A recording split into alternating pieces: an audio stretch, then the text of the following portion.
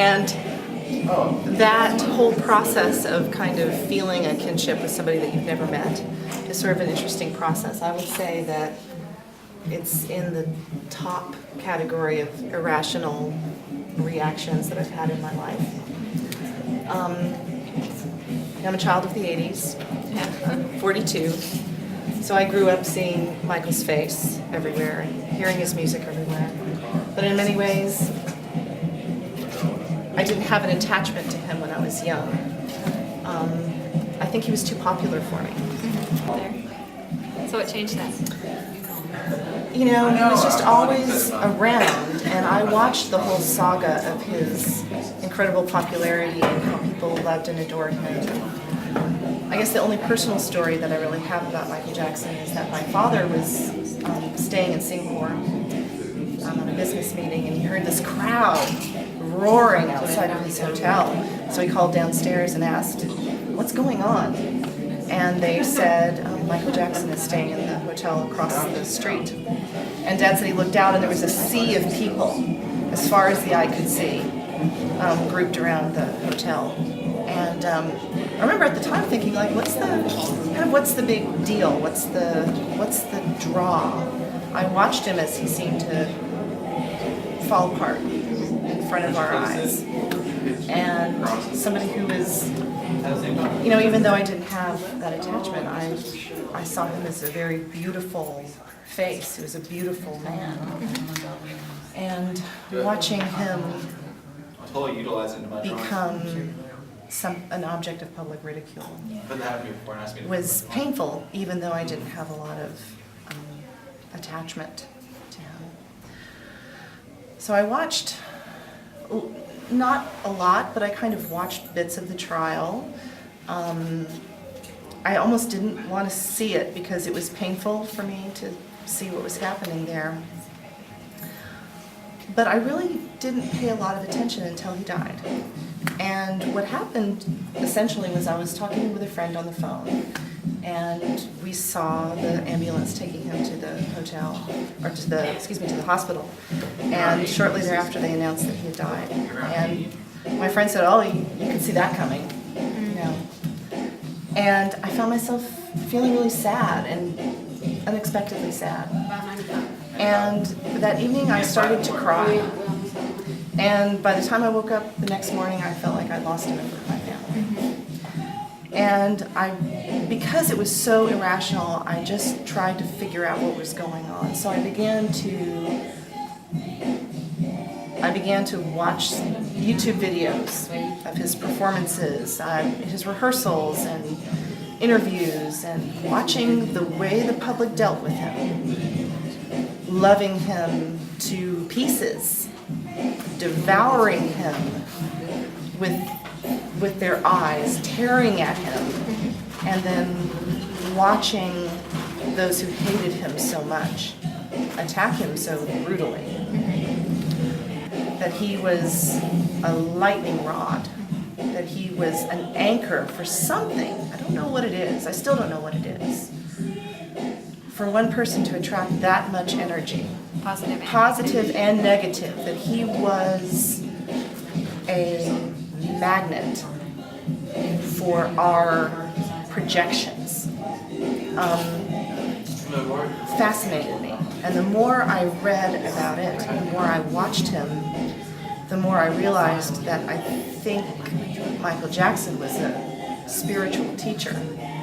And that was a real unexpected feeling.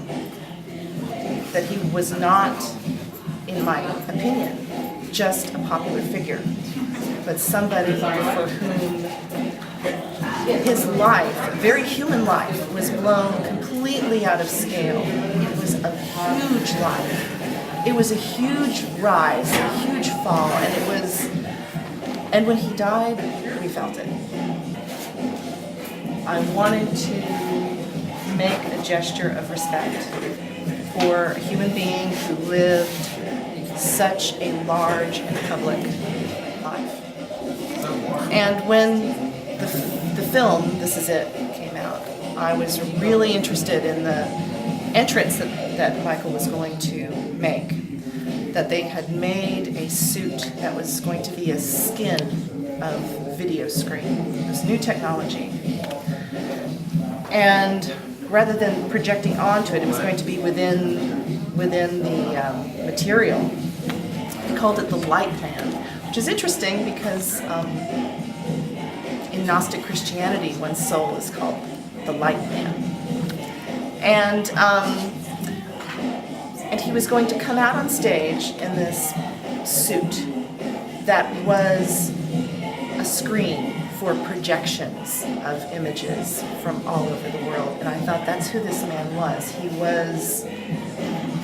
was our mirror. He was our screen. We projected love onto him. We projected hate onto him. We projected our sexual fears. We projected our irrational impulses. We saw him as a monster. We saw him as an angel. Yeah. We never let him be a person, his own person. And I think he was an unusual person. I think he was an unusual man. And I think we couldn't believe that he was a gentle person.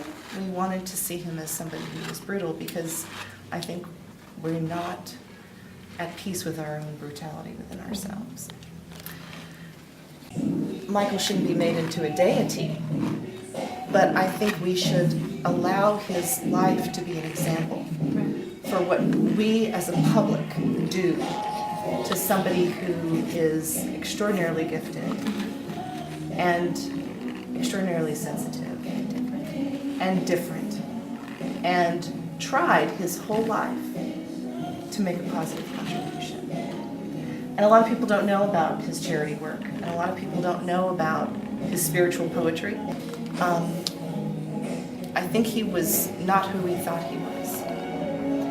And I think that the public has to bear responsibility for killing him. And killing him before he died.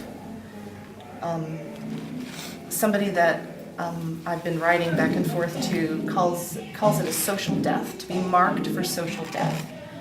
She's an anthropologist and works with people who are refugees. And what does it mean to be ostracized from one society? And he lived in an in-between place of being a recluse and being an utterly public figure for whom now you can read his entire autopsy online. You can read about his vitiligo. People still want to say that he didn't want to be black. He had a disease that bleached his skin, you know. You can read the state of his organs at the time of his death. It is the ultimate lack of privacy. But I think that it's a story that has a lot of power for anybody who is interested in what it means to be looked at with wanting something from a person, to be looked at with hatred, to be looked at with contempt.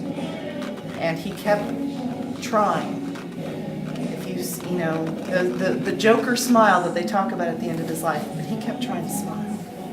He kept waving hello, and he kept trying to give us his heart. And I just wanted to say, oh, now I see it. Now I see it. And I'm sorry, because I didn't understand it. And that's what this work